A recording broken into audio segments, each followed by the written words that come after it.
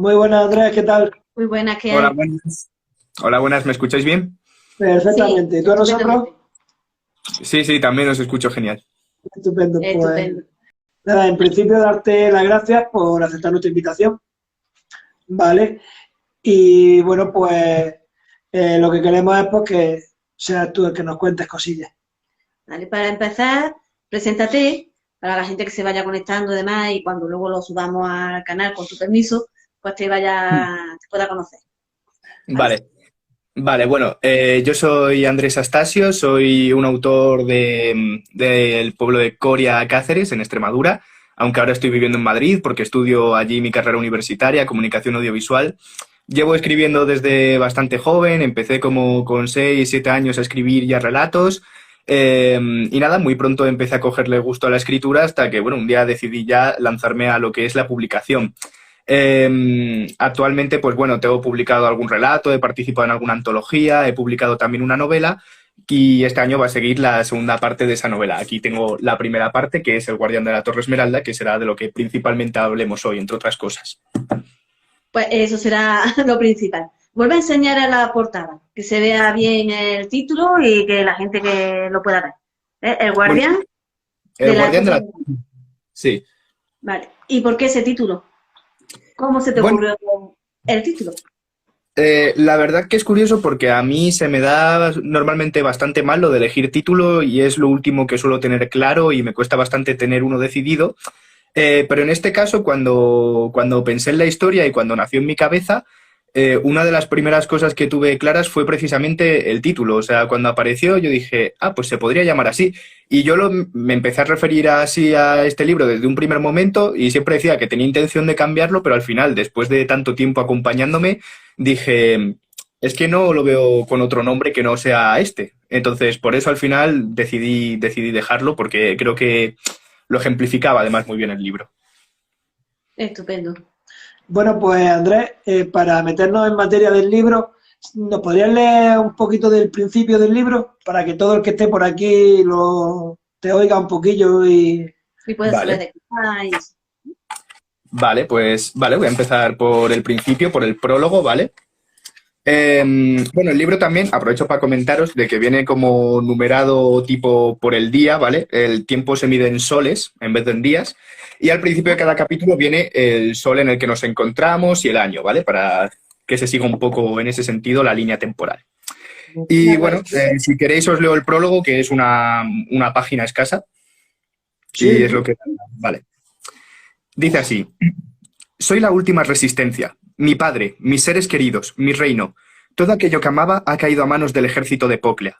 Su llegada fue como una tormenta huracanada. Comienza con un suave soplo de viento, pero termina convirtiéndose en una catástrofe. Cuando las tropas del general Turgor cruzaron la frontera, no éramos aún conscientes de lo que se avecinaba. Cuerpos mutilados, sangre, poblaciones enteras asustadas, conquistas, caos. No se producía un enfrentamiento así entre los reinos vecinos desde principios de siglo. Sin embargo, nada del pasado importa ahora. Soy la última resistencia. Soy el último guardián de la Torre Esmeralda. Juré por mis ancestros que defendería el reino y así será. Si alguien halla algún sol este cuaderno, probablemente mi persona se encuentre muy lejos de él. Con casi total seguridad me halle en otro mundo, en el mundo al que pertenecen las ánimas del poderoso dios Rupert. Me da igual si vos sois enemigo o amigo de mi reino, si lo habéis conquistado o protegido, tan solo pido que cuidéis de él tanto como yo lo hice. Esto tiene que acabar. Firmado, el último guardián. no, pues mira, Desde luego da para engancharte de primera, ¿eh? Eso no, pues segurísimo. sí. A mí me ha llamado la atención que has dicho que el tiempo lo mide en soles, Sí, ¿cierto? sí. Cómo se te surgió y qué significan los soles? Porque tendrás que explicar un poquito ese espacio temporal. Sí, bueno, yo básicamente quería hacer algo diferente en ese sentido de que me apetecía como variar algo, que no fuera todo simplemente días, tal, porque pienso que al final, al ser una sociedad fantástica, había cosas que tenían que cambiar a nivel temporal. Por ejemplo, también cambian las estaciones, no hay 4 estaciones, hay solo dos. Y ese tipo de cosas yo creo que tenían que cambiar porque a nivel social entiendo que son constructos que nosotros hemos hecho, pero que en otros mundos podrían ser diferentes. Entonces, quería cambiar pequeñas cosas en ese sentido y una de ellos fueron los días que pasaron a llamarse soles.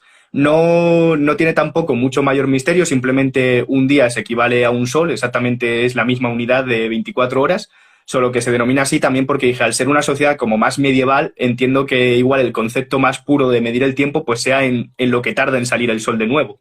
Y por eso decidí hacerlo así. Sí, sí. Pues, desde luego, curioso e interesante. Ahí se ve oye, que le has dado vueltecilla a las cosas, ¿no? Que no es hacer lo mismo de todo el mundo. Me gusta la idea, me gusta la idea. Y bueno, Andrés, el tema de los personajes, ¿cuál es el personaje que más te ha gustado hacer? Bueno, yo siempre digo que los dos protagonistas del libro, que en este caso son Luis y Diana, yo creo que son mis favoritos, obviamente, porque al final son los protagonistas, son los que más tiempo he pasado escribiendo, tanto en la primera como en la segunda parte, y en los que más he podido profundizar y cogerles cariño. Pero a pesar de eso, si tengo que quedarme con uno, siempre me quedo con un personaje que es bastante secundario, pero que a mí me gusta mucho, que se llama Mateo, que es un rebelde que aparece en el libro y que yo creo que me quedo con él porque es el personaje que más tiene de mí y con el que yo más me identifico, y por eso me quedaría con él, pero si no, con los dos protagonistas. Vale. Vale. ¿Y cómo te decidiste para escribir este género, el género fantástico? Bueno, yo siempre he sido bastante fan del género fantástico para leer, para ver películas, series. O sea, a mí la fantasía siempre me ha gustado muchísimo por el tema de que creo que permite mucha creatividad, mucha libertad a la hora de escribir. Entonces, a mí a la hora de escribir también me gustaba mucho por eso, porque no tenía como que adaptarme a la realidad social, no tenía que saber las leyes del mundo y claro, sobre todo yo que empecé a escribir muy pequeño, pues claro, tú igual con 12 años, 14 años, tampoco estás muy al día de lo que pasa y tampoco te quieres poner muy al día. Entonces empecé escribiendo también fantasía porque me gustaba eso, que podía crear yo de cero todo lo que quisiera y al final todo era mi realidad, ¿sabes? Como yo quería que fuera. Y un poco por eso empecé y a día de hoy pues me sigue gustando bastante y por eso decidí escribir fantasía. O sea, que te ves también en ese género posteriormente o te atreverías con otro. Pues a ver, sí que es lo que más escribo y de lo que más proyectos suelo generar, o sea, la mayoría de ideas que tengo yo en una carpeta para el futuro son de fantasía. Es más, actualmente tengo otro libro escrito también de fantasía y estaba escribiendo otro también de fantasía, pero por ejemplo, recientemente el mes pasado empecé a escribir un proyecto que no es nada de fantasía, es más mezcla de novela negra con un poco de romántica histórica. Entonces, me gusta probar un poco de todo, pero si tuviera que quedarme con uno, sí que me quedaría con el género fantástico. Perfecto. Y, por ejemplo, cuando ha hablado de los personajes de Luisa, ¿no?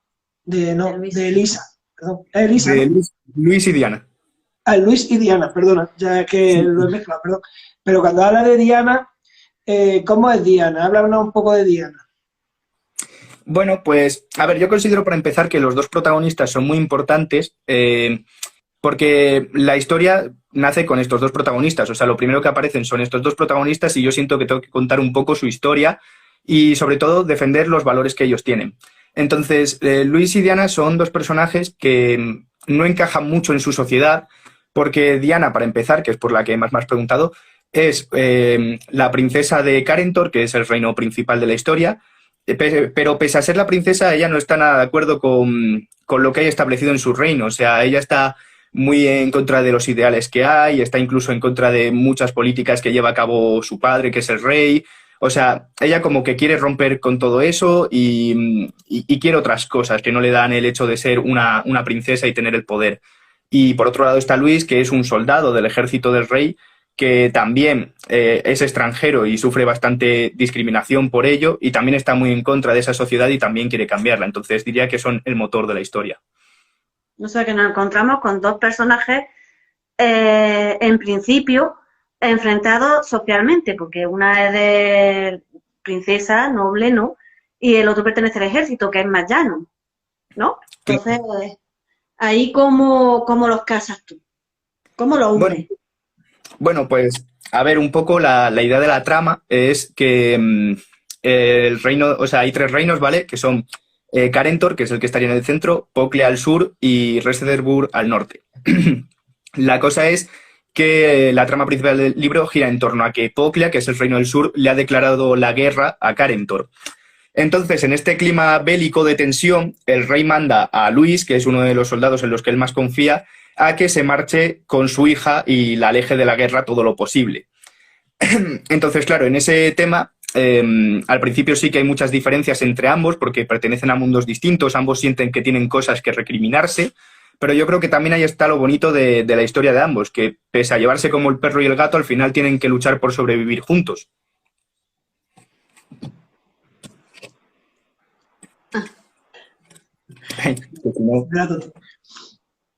Y bueno, Andrés, yo te quería preguntar, porque yo lo veo bastante complicado el tema de crear, ya de por sí crear un mundo es complicado, pues ya crear varios mundos tiene que ser muy difícil, ¿no? ¿Tú cómo lo has hecho? ¿Cómo te has enfrentado a la creación de 3 mundos? Bueno, a ver, en este caso, yo creo que al principio lo más sencillo, cuando estás igual enfrentando tus primeras obras de fantasía, o sea, ahora lo hago bastante diferente, ¿vale? Porque ahora sí que me lo desarrollo bastante más, tengo un sistema muy elaborado de intentar crear la sociedad más compleja, teniendo en cuenta, pues, religiones, o sea, no sé, me baso un poco en ver lo que tiene la sociedad y cómo se conforma una sociedad de nuestros días, ¿no? En plan, que te tienes que basar en religiones, en su pasado histórico, en su sistema de comercio, en la moneda que utilizan, en las razas que habitan en un mismo sitio, pero eso lo hago más ahora que ya he aprendido más cosas. En este libro, por ejemplo, me basé un poco más igual en estereotipos, de decir, vale, pues quiero un reino que sea, por ejemplo, y que represente lo más tradicional, un reino que represente la guerra y un reino que represente pues la paz y la naturaleza. Entonces, en base a esos pilares empiezas a construir un poco los reinos, un poco en base a esos estereotipos principales y ya los desarrollas un poco más. O sea, al principio era bastante más básico que ahora. Entonces, ¿te consideras escritor mapa o no? Yo diría que no, pero porque empecé con 14 años o así, yo era bastante mapa, pero tuve una mala experiencia de que después de tener un libro casi terminado, larguísimo además porque estuve como 3 años escribiéndolo, no lo llegué a terminar nunca porque me quedé muy bloqueado en el final y eso me frustró mucho porque, claro, igual era una novela de 500 páginas que no llegué a terminar nunca, sigue ahí. Y me frustró tanto que desde entonces sí que planifico absolutamente casi todo para procurar que no me quede nunca estancado con nada. Bien, seguro que eso te ayuda un montón, segurísimo. Sí. Por lo menos para seguir tu camino, ¿no? Y no perder un poco. Sí.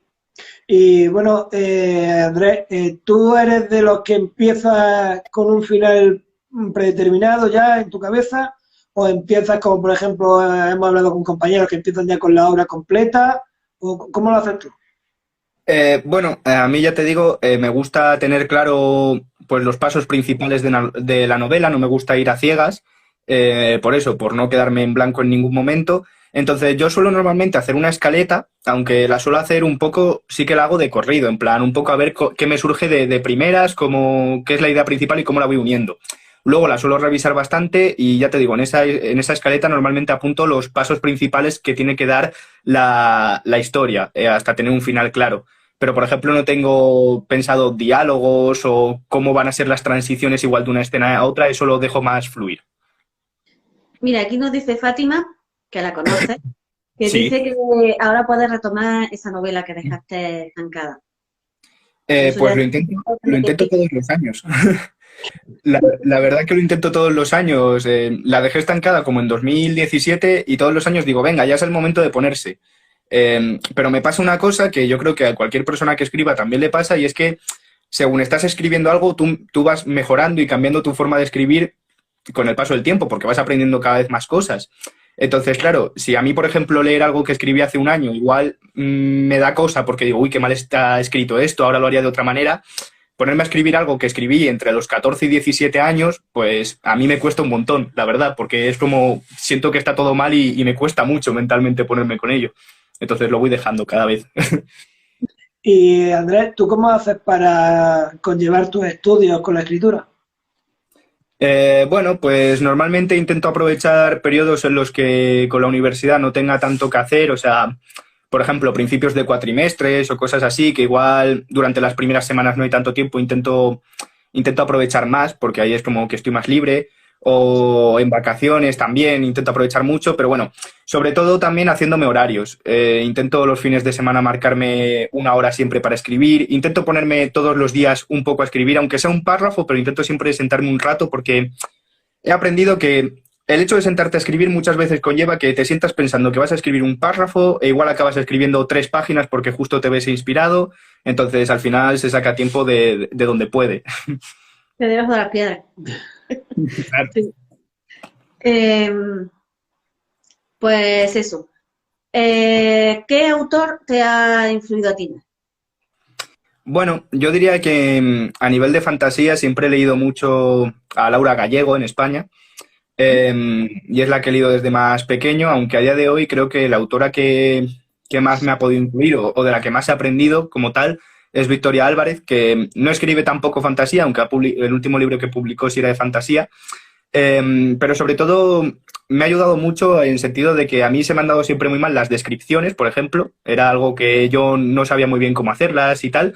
Y con esta autora he aprendido un montón porque describe muy bien. Entonces, no siempre es necesario leer a un autor de tu género para que te sea fructífera la lectura y aprender cosas de él, porque al final escribir, te da igual leer fantasía que novela negra que romántica, seguro que siempre aprendes algo de cualquier autor. Sí, en eso estoy totalmente de acuerdo contigo. ¿Y tú qué crees que has aprendido en todos estos años escribiendo? ¿Qué te ha hecho mejorar? Bueno, yo creo que sobre todo la práctica, ¿no? Que al final siempre con el tiempo vas aprendiendo, siempre todo ayuda, igual cosas que cuando empezaste a escribir no las veías como tal, decías, uy, esto no sé cómo afrontarlo, de tanto hacerlo ya te acabas acostumbrando. Entonces yo creo que la cuestión siempre es ponerse a escribir, también leer mucho, ¿no? Que siempre ayuda mucho a resolver situaciones cuando no las tienes muy controladas y que al final cuanto más práctica tienes, mejor sabes desenvolverte cuando estás escribiendo. Sí, sí. Y a la hora de realizar tus tramas, ¿cómo lo has llevado a cabo? Bueno, yo a la hora de plantear tramas, o sea, a la hora de que se me ocurran, soy un poco malo, porque cuando me intento poner a pensarlas no se me vienen y cuando se me vienen suelen ser en momentos pues que no tienen nada que ver. O sea, la última que se me ocurrió, iba yo en el autobús, vi una situación en la calle que se me juntó con una canción que estaba escuchando justo en los auriculares, lo mezclé todo con un temario que me había leído de clase justo ese día y dije, vale, ya tenemos historia. Entonces pueden surgir de cualquier lado y luego organizarlas, pues bueno, yo siempre recomiendo apuntar todas las ideas, en plan, intento apuntar todo lo que se me ocurre, por muy básico que sea, yo digo, uy, esto puede dar para una historia. Igual no me da para desarrollarla en ese momento, pero apunto esa idea porque igual luego la mezclo con otra que se me ocurra en otro momento y de ahí puedes sacar una historia muy buena. Estupendo. Bueno, y a partir de esa historia, tú el final lo tenías claro, ¿no? Desde un principio. Sí. ¿Tus personajes al final han ido para ese final o han cogido vida propia en un momento determinado, como se suele decir, o no? O dicen, no, tú vas a hacer esto, porque lo tienes que hacer. O no es así. A ver, pues depende. Los personajes más principales sí que es verdad que suelen seguir el camino marcado, salvo que se desvíen un poco, que a veces pasa. Pero con los secundarios sí que me pasa más el tema de que se desvíen, porque igual aparece un secundario que tengo que utilizar en un capítulo para resolver una escena y de repente el secundario empieza a adquirir más protagonismo, porque no sé, al final son cosas que la historia te pide, ¿no? Hay personajes que quieras que no dices, es que aquí me pega, aquí también, esto lo puede resolver este personaje. Y empiezan a ganar más protagonismo y oye, al final es lo que tiene. Hace unas semanas contaba, por ejemplo, que en una novela que estuve escribiendo el año pasado en la cuarentena, terminé de escribir la novela y luego ya corrigiéndola, había un personaje que a mí me encantaba y que duraba un capítulo, en plan, aparecía un capítulo para resolver una cosa y moría al final del capítulo, además. Y en la corrección decidí que nada, que no se iba a morir, que iba a ser uno de los principales de la historia y me tocó cambiar toda la historia por ese personaje que de repente quiso tener más importancia de la que tenía en un principio. O sea, sé que de vez en cuando los secundarios dicen, aquí estoy, y ahí están. Claro, a veces pasa y yo digo que esas cosas no se pueden evitar. Por mucho que tengas claro el esquema a seguir, yo creo que si pasa eso es porque al final tiene que pasar en la historia, porque aporta algo. Y yo creo que es bueno dejarlo fluir. Sí, todo tiene que aportar y tiene que estar por un motivo, ¿verdad? Bueno, Andrés, como ahora se ha vuelto a incorporar gente, ¿a ti te importaría leer otro trocillo del libro? Vale, os leo otro trocillo diferente, entonces, ¿no? Lo que tú quieras, del medio, la sinopsis, lo que... Eso sí, el final no lo leas. No, eso te lo descubren los lectores. y los que estén interesados en el libro. Por cierto, ahora ya nos dirá dónde conseguirlo. Es que ahora no sé muy bien qué parte leeros, ¿eh? Porque yo con estas cosas soy muy indeciso, ¿eh? ¿Tú sabes lo que hago a veces cuando hay que leer algo y no sé, precisamente por eso, digo, porque me gusta todo o no tengo claro algo, que abro el libro y por la primera página que me encuentre y sale la que leo. O al Vale, revés. mira. Vale, mira, pues os voy a empezar a leer aquí, que es el principio del capítulo 3 y que describe una situación que yo creo que es bastante previa a lo que considero la tormenta, el conflicto. Así que bueno, os lo leo. Las horas avanzaban más deprisa de lo que la mayoría de soldados querían. Aunque preferían mostrarse tranquilos ante la proximidad de la guerra, todos ellos se encontraban histéricos y desosegados ante la idea de morir en el campo de batalla. Quizás, de la gran cantidad de pensamientos e incertidumbres que podían pasar por la cabeza de un soldado antes de una contienda, aquella era la peor de todas, la gran duda de saber si volverían a pisar su hogar algún sol, si podrían sostener a sus hijos entre sus brazos de nuevo o si regresarían al lecho junto a su querida mujer. El futuro era un elemento desconocido para aquellos que se enfrentaban a la guerra, dura y cruel como ninguna, sin duda la mayor enemiga. El futuro, para ellos, era un completo caos teñido de rojo. El pesar del sueño provocó que Prague apenas pudiera pegar ojo en su saco de dormir. Tras pasar medianoche dando vueltas de manera continua, decidió incorporarse y salir de su tienda para tomar un poco de aire. Necesitaba pensar, charlar consigo mismo bajo las estrellas.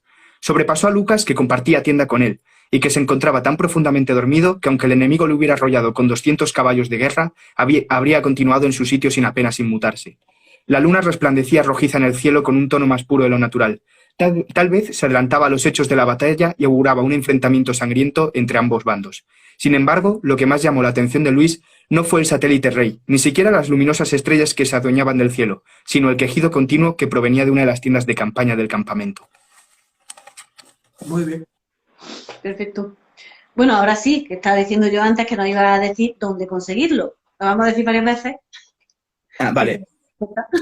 A ver, pues el libro en general creo que se puede encontrar en cualquier librería que te acerques, probablemente lo tengan porque va por distribuidoras y que se podría pedir en cualquier librería en principio. Si no, pues está en la página web de la editorial, editorialtitanium.com. Entras en la página web y se puede adquirir. Además, en Casa del Libro, Amazon, o sea, en cualquier página principal se puede encontrar.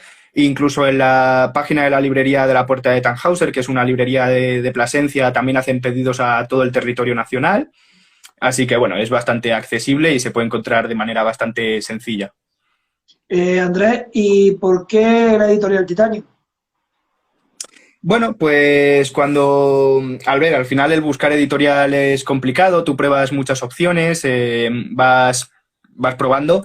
En este caso, debo decir que fue la primera que me contactó también y que yo estaba bastante contento con ella. Yo había visto lo que publicaban un poco, el trabajo que tenían y me gustó bastante, me pareció bastante interesante y no sé, me parecía una buena oportunidad de publicarlo. Además, confiaban en mí también para la segunda parte y dije, bueno, pues para adelante. O sea, que te gusta el modo que tienes de trabajar, claro. Sí, o sea, está bastante bien, creo que hacen portadas bastante bonitas, creo que el diseño del interior también es bastante bueno, al final es eso, es bastante accesible en todo el territorio, se puede adquirir el libro de manera sencilla, que yo creo que es algo bastante conveniente, ¿no? Que no te ponen 200 pegas de, no, solo lo puedes adquirir a través de la página web, te tarda 24 meses en llegar, ¿no? O sea, es súper accesible por cualquier plataforma y enseguida si lo pides lo tienes. Uh-huh. ¿En lo de la portada lo hicieron ellos o tú tenías una idea concreta de portada? Bueno, pues con la portada en su día yo la verdad no tenía ninguna idea porque, o sea, tenía como cosas que se podrían utilizar, digamos, pero no me imaginaba la portada, la verdad que de ningún modo. Y me contactó el diseñador me pidió ideas, me dijo, dime cosas que sean importantes en el libro, elementos que podamos utilizar, yo le conté un poco así por encima todo.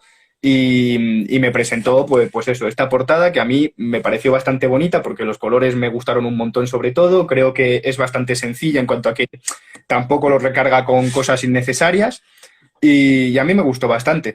Entonces, bueno, ahora precisamente estamos trabajando en la portada de la segunda parte, que espero tenerla prontito y poderla enseñar. Así que a ver qué tal. Qué bien. Oye, pues ya sabes, ¿no lo dices? Mira, Andrés, Sí. aquí F. Mico te pregunta, ¿cómo de difícil ha sido ajustarse a las normas de ese mundo? Quiero decir, tras escucharte, debe haber sido un desafío que no se te haya escapado la palabra día, por ejemplo. Eh, bueno, debo decir que se escapa, o sea, la palabra día se escapa porque además es una palabra muy frecuente y muy utilizada, o sea, además la puedes usar mucho ya no solo para referirte a los días, sino en expresiones de cualquier tipo se utiliza mucho esa palabra en cuestión. Entonces, claro, adaptar incluso expresiones que llevasen esa palabra a veces ha sido complicado. Es más, a veces sí que aparece la palabra día, pero si aparece en un, digamos, en un concepto que no sea el de unidad de tiempo. O sea, ahora mismo no sé decirte, pero sé que hay momentos en los que aparecía día mencionado, pero se entendía como algo que no tenía nada que ver con la unidad temporal. Entonces, ahí la colaba un poco porque igual era muy complicado encontrar un sinónimo que la sustituyera.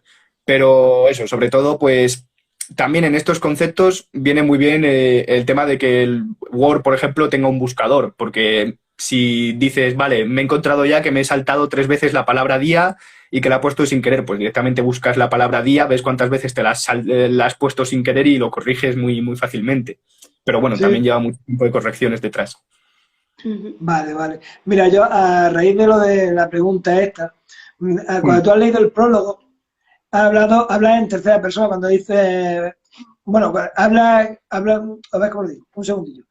Ahora, habla de vos, ¿no? Sí. Con el vos, con el voseo.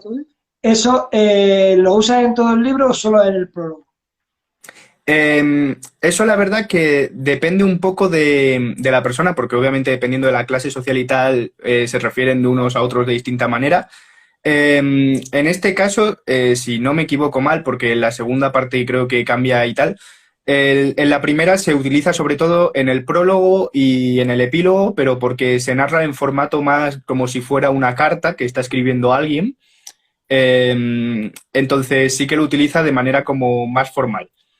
Pero luego en el libro, si no me equivoco, ya te digo, porque es que en la segunda parte ha variado eso un poco, no se utiliza tanto. Vale, vale. En un caso especial de algún personaje.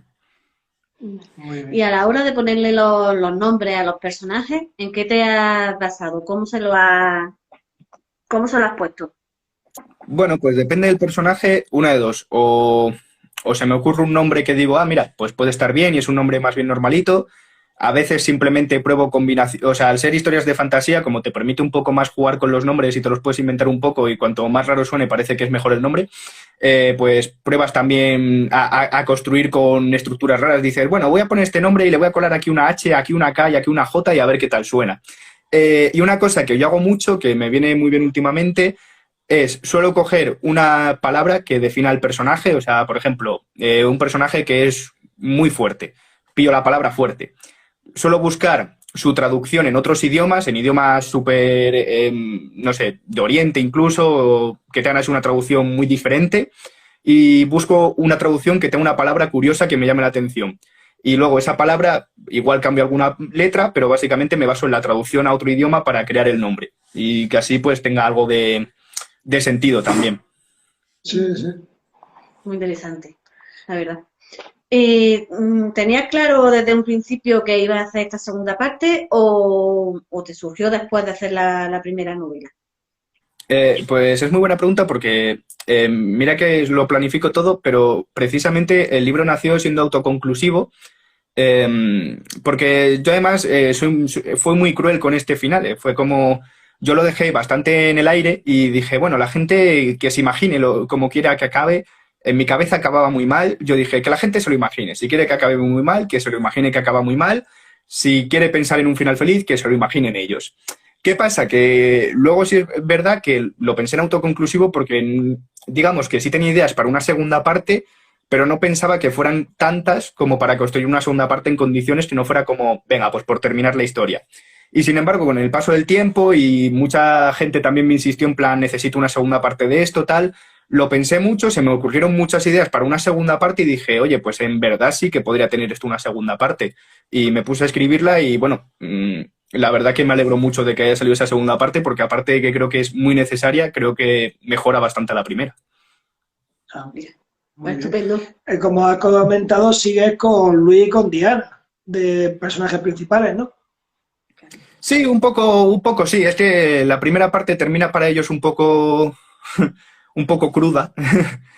Entonces la segunda parte no empieza mucho mejor para ellos, pero bueno, en principio sí. Vale. Seguimos con Luis y Diana, solo que en esta segunda parte tienen un poco más de problemas desde el principio. ¿Y sigues con Teo, que es tu secundario preferido? Bueno, digamos que hay personajes que varían mucho, ya no por Teo, sino por en general hay muchos secundarios que del primero al segundo varían un montón por circunstancias que suceden en libros donde hay conflicto bélico. Aunque también debo decir que hay muchas sorpresas de personajes que igual se pensaba que se habían perdido e igual vuelven. Entonces queda ahí un poco a lo que nos podamos encontrar. Sí, sí. Me sorprende al lector, ¿no? Claro. Cuando se cree que ya el personaje no existe, toma, ahí está, vuelve. Claro. Sí, sí. ¿Y has tenido problemas para matar a algún personaje? No, o sea, yo para eso no tengo problema. O sea, No te yo preocupes. a ver, yo como persona que es fan de Juego de Tronos, yo soy muy dado a que si un personaje tiene que morir, pues muera. O sea, es más, yo no soporto nada el tema de que el héroe siempre se esté salvando de todo, que haya un personaje que tenga una capacidad mística que siempre se salve de todo. O sea, si se da una situación en un libro que un personaje es que tiene que morir, pues me da igual que sea el protagonista, que sea mi personaje favorito, pues bueno, le ha tocado. O sea, así también es la vida. Entonces, bueno, en ese sentido no suelo tener muchos problemas, pero bueno, intento ser más o menos benevolente luego, aparte. Y en este libro estamos hablando del guardián de la Torre Esmeralda. ¿Cuál ha sido el mayor problema que te has encontrado a la hora de escribirlo? Bueno, yo creo que aparte del tema de que justo lo estaba escribiendo en mi primer año de universidad, que igual sí que se me hizo más complicado por ser el primero y que no estaba tan acostumbrado, yo creo que lo más complicado es que tenía ciertas escenas que, ya te digo, temas de descripciones que igual me resultaban muy complejas y tal, que en ese momento no manejaba tan bien, que sí que se me atascaban un poco más, e igual si llegaba una escena donde tenía que ser muy concreto para que se entendiera algo, o sea, recuerdo ahora mismo una escena que tenían que colarse como en una mazmorra y lo hacían de una manera muy específica, con un sistema muy complejo. Describir todo eso para que quedara claro. Igual solamente esa escena me llevó igual una semana, porque me saturaba un montón el hecho de estar pensando, corrigiendo, pensando, o escenas bélicas y tal, igual. O sea, las corregía 300 veces por eso mismo. Entonces igual fue lo que peor llevé. Vale. Has dicho que tu trama principal se basa en las guerras, ¿no? Entre los distintos reinos. ¿Hay otras tramas o subtramas que no sean bélicas, no sé, románticas, de aventura, alguna Sí, a así? ver, yo también matizo que es verdad que el libro es de fantasía, tiene la trama de aventuras, bélica, tal, del conflicto, pero que es un libro al final que nace para ser muy reflexivo. O sea, es un libro que nace como con mucha crítica social, pretende tratar muchos valores, por eso la figura de Luis y Diana es tan importante, porque entre ellos también tienen mucho conflicto, eso ayuda a que se generen situaciones en las que ambos debaten sobre sus diferentes situaciones y cómo ven el mundo. Y llega a que haya mucha reflexión y es una de las partes que a mí, por ejemplo, más me gustan. Al margen de eso, pues claro, está la trama del conflicto bélico, que yo creo que es lo que envuelve a todo, pero luego tenemos la subtrama de, bueno, la trama de Diana y Diana y Luis, que al final tienen que huir de eso y tienen que hacer como un poco el viaje del héroe, ¿no? De escapar y llegar hasta su destino. Por el camino se encuentran muchos problemas porque van conociendo gente, por ejemplo, al grupo de rebeldes en el que está Teo y tal. Luego se encuentran con otros problemas con invasores, con tal. O sea, hay muchas subtramas en el libro, hay subtramas donde vamos a ver amor, hay subtramas donde vamos a tener escenas más bélicas, hay subtramas donde vamos a tener escenas más reflexivas, más, digamos, donde se refuerza el valor de la amistad. O sea, al final hay mucho tipo de género metido aquí y no solo el conflicto bélico. Es más, el conflicto bélico casi que como tal se ve más en la segunda parte que aquí. Mm. ¿Y en qué subtrama te has encontrado más tranquilo o te ha resultado más fácil? A ver, en general, a mí las partes que más me gustan siempre son las que tienen diálogo y sobre todo en las partes de reflexión y tal que se producían entre Luis y Diana, donde cada uno discutía con el otro, sacaba a la luz pues lo que pensaba del mundo y al final se generaba ahí un debate, eran como yo las que más disfrutaba, pero porque me sale muy fluido escribir esas escenas. Pero si no también, yo creo que en general todo lo que es pues la escapada de Luis y Diana, que bueno, es todo el libro básicamente, pero lo que vienen a ser las escenas en las que precisamente tenían que huir del peligro porque era inminente, también las he disfrutado mucho porque eran momentos de mucha acción y desenfreno que se llevaba bastante bien. Vale. Pues yo te voy a pedir que, uy, perdón que se nos movió esto, que leas la sinopsis ahora. Ah, vale. Perfecto. Vale, la sinopsis empieza diciendo, bueno, una frase que hemos leído además en el prólogo, que es: su llegada fue como una tormenta huracanada. Comienza con un suave soplo de viento, pero termina convirtiéndose en una catástrofe. Cuando la guerra se cierne sobre un reino, solo tienes dos opciones: luchar o esconderte. En el momento en que las tropas de Poclea cruzaron la frontera, ya era demasiado tarde para reaccionar. Luis y Diana se verán obligados a sobrevivir a una situación adversa y sin antecedentes, tratando de escapar de los usurpadores del reino y cumpliendo la misión del rey Kirth: proteger a su hija del peligro inminente que asola su reino. Una historia cargada de valores, emociones, luchas, sentimientos, sufrimiento y amor, capaz de envolver al lector y transportarlo a un mundo fantástico repleto de magia. Pues ya sabéis, hay que comprar El Guardián de la Torre Esmeralda. Y vamos para eso a recordarlo. ¿Dónde se puede encontrar? Recuérdalo Bueno, de nuevo. Que la gente que está vale, aquí, sí. Se puede encontrar en cualquier librería que lo pidáis, seguramente se pueda comprar en cualquiera. En la página web de... A ver, un momento, que me sale aquí un aviso a la batería. En la página web de Editorial Titanium, que además, ya lo anticipo y tal, cuando salga la segunda parte, que saldrá sobre septiembre o así, esperamos, en principio estamos trabajando para que salga sobre esas fechas, en la página web habrá como una oferta donde se podrá adquirir la primera parte junto con la segunda, con algo de descuento, seguro. Así que también informaré por redes sociales. Pero bueno, cualquier librería, la web de la Editorial Titanium, Casa del Libro, Amazon... La Puerta de Tannhäuser es una librería que yo siempre recomiendo mucho porque distribuye a nivel nacional y, bueno, eso, es muy accesible en cualquier lado. Estupendo. Pues, Andrés, envíanos lo de la librería esa por si... Pues acaso, para hacerte publicidad. Como tenemos la revista, te lo ponemos también en lo de la revista. Entonces, luego nos envía el nombre de la... ¿Es que Tannhäuser, has dicho? Sí, La Puerta de Tannhäuser. Luego nos la envía y vale, lo sí, incluimos a lo que... Efectivamente. Y bueno, a la hora de... Porque hemos hablado un poquito de todo, de lo del libro y demás. A la hora de la creación del mundo fantástico, ¿tú te hiciste un mapa para seguir, pues bueno, pues una determinada geografía fantástica concreta? Sí, o sea, yo siempre en mis historias de fantasía me suelo hacer un mapita para orientarme. Es más, al principio del libro te viene el mapita. Aquí lo tenemos. O sea, viene ahí el mapita. En el segundo libro, bueno, todavía no hemos trabajado en el interior del libro, pero imagino que también vendrá con todo actualizado. Entonces, sí, me gusta mucho trabajar en el mapa. Además, creo que es una de las partes más importantes de la fantasía, ¿no? Que tengas un mapa curioso donde se puedan apreciar las diferentes características, ¿no?, de cada zona, y a mí es algo de lo que más me gusta, diseñar el mundo. Pues sí. Muy entretenido, además, seguro.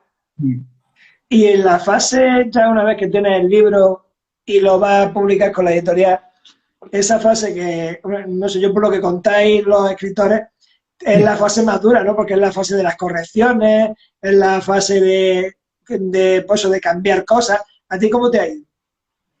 Bueno, a ver, sí es verdad que es la fase que más carga. Aparte, yo creo que porque también estás ya a la espera, o sea, sobre todo cuando ya has contactado también con la editorial o lo que sea, tienes que estar trabajando en correcciones, tú ya estás por la cosa de querer que salga, tú ya dices, yo lo que quiero es tenerlo ya, tal. Entonces, claro, un libro que igual antes ya de por sí de enviarlo a la editorial te lo has leído igual tú solo 5 veces, más otras correcciones que te haya hecho gente de tu entorno.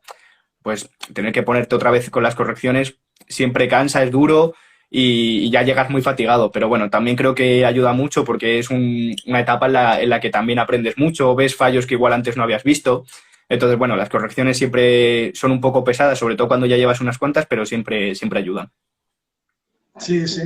Y una cosilla que cuando hemos estado, Alicia y yo, comentando sobre lo que íbamos a hablar contigo y eso, en el título ponen lo de la Torre Esmeralda. ¿Por qué la Torre Esmeralda? Bueno, ya te digo que en principio fue porque el título se me ocurrió así, porque o sea, los primeros elementos que nacieron de la historia fueron Luis, Diana y la Torre Esmeralda. Entonces fue como lo primero que se me vino y como nació con ello la historia tenía que estar.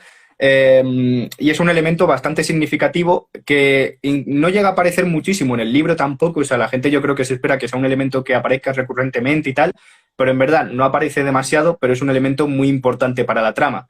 Entonces, al final, todo eso me llevó a que se llamara así y, bueno, en verdad viene bien porque, ya te digo, es un elemento muy importante y además enlaza muy bien con el segundo libro. Luego, para trabajar a nivel de título o portada también ayuda. Sí, sí. Ahí hay una pregunta, léela tú. Te la hace Federico otra vez. Dice, ¿qué papeles jugasteis tú y la editorial respecto al diseño y elaboración del mapa? Perdón, que se ha cortado. ¿Respecto al diseño de qué? Del mapa. Del mapa y la elaboración. Diseño y elaboración del mapa. Vale, vale. Bueno, en cuanto al mapa, yo tenía aparte de un esquema hecho a mano, había hecho algún mapa con alguna aplicación y tal, también con el Photoshop y tal, un poco cutre. Y yo me acuerdo que ya además estábamos casi terminando el proceso de diseñar el libro. Y me acuerdo que pensé en el detalle del mapa porque un amigo me dijo, oye, pues estaría bien que incluyeras un mapa. Y yo dije, pues lo tengo. Y yo se lo propuse al diseñador, le dije, oye, ¿qué te parece que metiéramos esto, tal? Le pareció que sin problema, él cogió el diseño que le mandé yo hecho con el Photoshop, lo añadió al principio y, bueno, la verdad que bastante bien, le dio ahí un poco su estilo y bastante bien, o sea, en ese sentido bastante contento. A ver qué tal en la segunda parte porque hemos cambiado de diseñador, así que espero que también bien. O sea, yo confío bastante en él.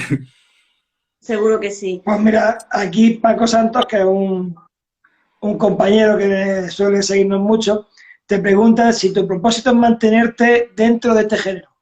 Pues ya lo he hablado antes un poquito, pero bueno, como se ha puesto más tarde, pues venga. Bueno, sí, como he comentado antes, más brevemente, sí que me gusta mucho el género fantástico y es del que tengo más ideas y del que tengo más proyectos pensados, pero no me importa escribir de otros géneros y ahora mismo tengo también otras ideas pensadas y estoy escribiendo cosas que no tienen nada que ver con el género fantástico. Y tú, a la hora de escribir, ¿tú tienes alguna manía o alguna cosa que es recurrente?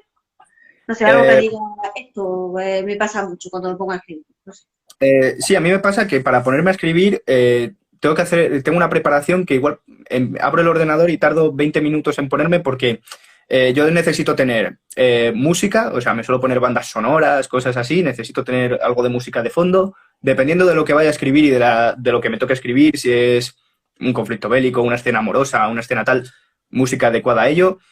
Siempre tengo también otra pestaña abierta con diccionarios sinónimos, tal, para buscar rápidamente. O sea, siempre tengo todo muy preparado por si tengo que buscar cualquier cosa que luego tarde lo mínimo posible. Entonces, hasta que no tengo eso, luego otra pestaña abierta con la escaleta, otra pestaña abierta con todas las ideas del mundo de, pues eso, el diseño del mundo de razas, regiones, nombres de sitios y cosas así. Yo hasta que no tengo todo eso preparado no me puedo poner a escribir. Entonces tardo un montón en ponerme. Sí, sí. Bueno, ahí tienes tu pequeña manía. Ya está. Sí. ¿Y alguna anécdota así que te haya ocurrido con el libro de, pues, yo qué sé, de alguien que lo haya leído o de tu amistad, de la misma editorial, lo que sea, que puedas contar? Así, una anécdota buena. Bueno, a ver, en cuanto a anécdotas buenas, yo creo que el hecho de publicar, una de las cosas que más me ha aportado es el hecho de conocer a mucha gente de la cual ahora mismo tengo muy buena relación. O sea, gente con la que yo cuando empecé a publicar dije, bueno, pues vale, comparto editorial con ellos y al final con el tiempo he acabado pues en Salamanca haciendo presentación de un libro de una compañera que le he presentado el libro. Aquí en Coria también. He conocido gente en Madrid gracias a esto, que vivía allí y tal, y he podido ir a sus presentaciones. Entonces yo creo que al final eso es también lo que más te llena, sobre todo ahora, ¿no? Que el poder conocer gente que también le guste lo mismo que tú y que compartáis afición y podáis hablar de la experiencia, ¿no? Y podéis compartir eventos incluso. También eso, el hecho de poder compartir eventos con gente con la que compartes editorial, con gente con la que escribes, siempre está muy bien. Qué bien. Pues sí. La verdad que sí. Y bueno, sí que seguimos hablando del libro. ¿Hay algún párrafo que digas tú, este párrafo me ha salido bordado? Es lo mejor del libro. Pues sí tengo párrafos que yo digo, esto no sé cómo lo he escrito yo, pero sí lo he escrito yo. Es más, tengo un paro así que sí que me gustan un montón. Lo que pasa es que ahora mismo no creo que no te los sé localizar. Es el problema, que no sé en qué, en qué punto los puedo encontrar. Porque claro, hace que no toco este libro desde verano, desde el verano pasado, que me lo releí varias veces antes de empezar con la segunda parte de nuevo. Entonces sí que tiene algún fragmento que además, bueno, por si a la gente le interesa alguno de esos fragmentos, en mi Instagram, en la parte de historias destacadas que hay una sección que es del Guardián de la Torre Esmeralda y ahí sí que comparto muchas veces esos fragmentos que más me gustan. Entonces, si alguien quiere leer alguno de esos fragmentos, están ahí colgados específicamente. Es que si me pongo ahora a buscarlo, igual estoy media hora aquí y no es plan. No te preocupes, era para saberlo. No, pero luego siempre hay quien dice, pues mira, al principio me salió que no me lo creía. Cada uno te cuenta su experiencia, ¿no? ¿Y cuál es la experiencia enriquecedora que has sacado de todo esto? Bueno, yo creo que el hecho en sí de ponerte a escribir una novela, que ya es de por sí bastante enriquecedor porque aprendes mucho, y yo creo que lo mejor es el hecho de saber que puedes, ¿no? De decir, mira, he hecho esto, lo he logrado, lo he hecho yo solo, porque al final es un trabajo que eso, haces tú solo. El escribir es muy duro por eso, porque estás tú solo con un ordenador, escribiendo una idea que ha surgido en tu cabeza de cero, que tienes que plasmar, que tienes que hacer que llegue a la gente. Entonces yo creo que lo más enriquecedor es decirte a ti mismo que puedes hacerlo y sobre todo que luego la gente le llegue y le transmita eso que tú has escrito y que venga alguien y te diga, oye, pues me ha alucinado tu libro, he llorado con tu libro, me he sentido muy identificado con esto de tu libro. O sea, creo que al final es lo que más te aporta como escritor. Sí. Y ahora te hago la pregunta a la inversa. ¿Qué es lo que menos te ha gustado de esta experiencia? Bueno, a ver, en general no es que haya algo que no me haya gustado. Si tuviera que decir algo es que a mí me estresa mucho tener que muchas veces que gestionar cosas. En plan, por ejemplo, al principio cuando salió el libro, que sobre todo no tienes ni idea de nada porque es la primera vez que publicas o cosas así, el hecho de decir cómo funciona esto, cómo contacto con una librería para hacer una presentación, cómo puedo hacer esto otro, anda, he llamado aquí y no me han hecho ni caso porque no les intereso porque acabo de publicar. O sea, el principio es un poco caótico y el tener que estar ahí gestionando que si unas cosas, otras, mientras estás, que si con estudios o con tal, es difícil de llevar a veces, te satura un montón, pero por lo demás, todo bien. Y tú como Andrés, como autor, ¿cómo llevas las críticas de tu libro? ¿Cómo las Bueno, llevas? las llevo bien porque la verdad no he recibido ninguna crítica que considere negativa o especialmente negativa del Guardián de la Torre Esmeralda. Es más, diría que prácticamente todas las críticas que he tenido han sido positivas, todos me han dicho cosas bastante buenas, lo cual también digo que a mí cuando alguien me ha venido a hacer una crítica negativa y tal, yo la he apreciado porque creo que de todo se mejora. O sea, y yo soy consciente, soy el primero que lee el libro y dice, puede mejorar mucho. Y yo creo que además eso ayuda mucho a mejorar de cara a otros libros y hay muchas cosas que también tú te das cuenta de que cometes errores y te sirven para mejorar. Entonces, de momento no he tenido ninguna crítica, sobre todo destructiva, de que alguien diga esto es una basura y tal. El día que la tenga, pues bueno, intentaré tomármela lo mejor posible y ya está. O sea, al final son opiniones y no le puede gustar a todo el mundo. Si tú estás contento con lo que has hecho, pues ya está. Y Andrés, ¿el tipo de lenguaje que tú usas es un lenguaje recargado, es un lenguaje muy fluido? ¿Cómo es? Bueno, pues en esta primera parte, sobre todo diría que es un lenguaje bastante fluido. O sea, igual hay momentos en los que se puede recargar un poco más para algo en específico, alguna reflexión específica, alguna descripción que sea muy importante. Pero en esta primera parte, sobre todo, sí que diría que es bastante fluido, o sea, es bastante directo. Ya te digo, además, cuando escribí esta primera parte, yo considero que, por ejemplo, el tema de descripciones no se me da tan bien como ahora. O sea, la segunda parte sí que es más igual recargada en algunos puntos porque es como más metafórica y tal, pero en este momento era más fluida la escritura. Uh-huh. ¿Y cómo venderías tu libro? ¿Por qué tengo yo que adquirir tu libro, El Guardián de la Torre Esmeralda?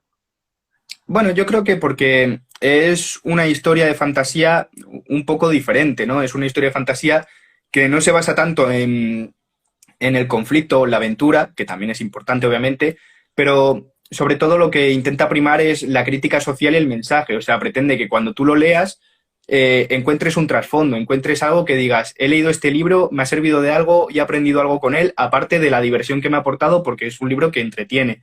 En plan, por el propio género. Entonces, yo creo que además es un libro muy completo en cuanto a que si te gusta el amor vas a encontrar escenas de amor, si te gusta la fantasía, la magia, vas a encontrar escenas con fantasía, seres fantásticos y magia, vas a encontrar escenas de combates, vas a encontrar escenas más dramáticas, escenas que te van a hacer reír, escenas que te van a hacer llorar o, bueno, estar más triste. Entonces, yo creo que es un libro bastante completo en ese sentido. Y Andrés, mira, una preguntilla que yo siempre tengo en la cabeza. ¿Tú habías planeado ya la cantidad de páginas que ibas a hacer o eso fue saliendo poco a poco?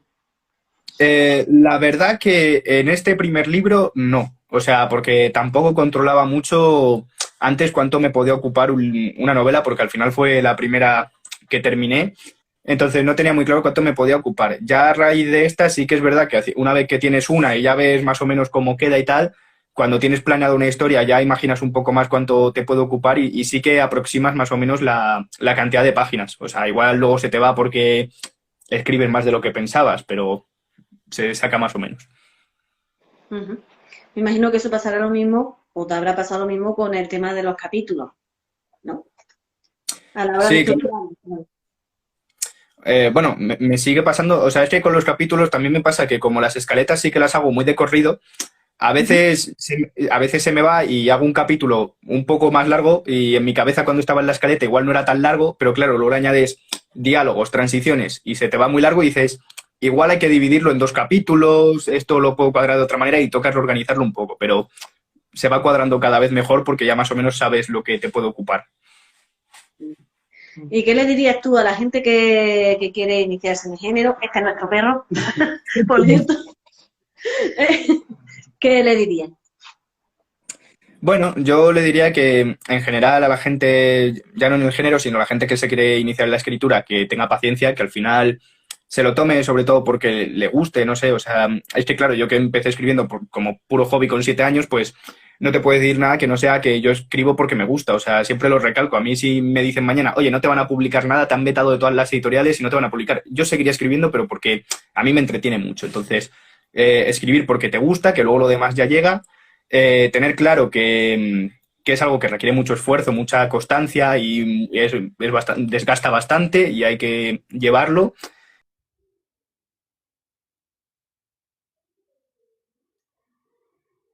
Su Instagram, pues ya como él ha dicho, tiene también sus pequeñas notas acerca del libro y acerca de sus otros intereses.